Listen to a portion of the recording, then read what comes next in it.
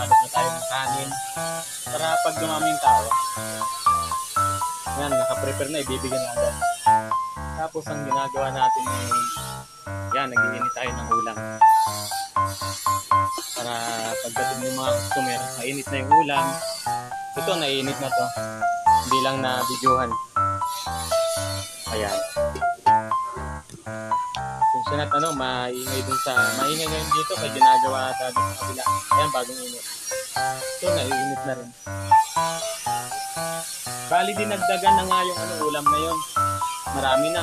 Hindi tulad yung nakaraan, konti lang. Ito, marami ng mga ulam na. Yan. May pork chop. Ito, pork chop. Supado. Ginatang lang ka yung mga gulay. Ito, adobong pusit. Bupis. Chicken curry. Caldereta. Menudo. Bicol Express. Ginataan tulingan.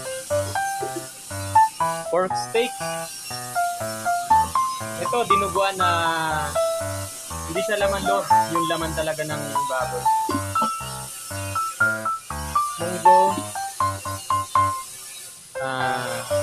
Sinigang na bangus. Sisig, may mga sisig. Pakbet. Yan, masarap yan. Laing. Ito, lechong kawali. Actually, yung nilalagay sa dito sa kari-kari. Hanggat pinapainit na natin. Itong kabila sinain ko. Kumukulo na rin. Tuloy-tuloy yung pagpainit. Para yung mga ibang customer, hindi na magreklamo na malamig yung ulam. Ganun. Kaya iniinit na natin. Yan. Dito naman sa kabila, maingay, may ginagawa yata eh. Tingnan natin. Ayan o. Yan. Yan, dito nang gagaling yung ingay. Ayan o. Ayan. Ayan, busy yung mga tao dito.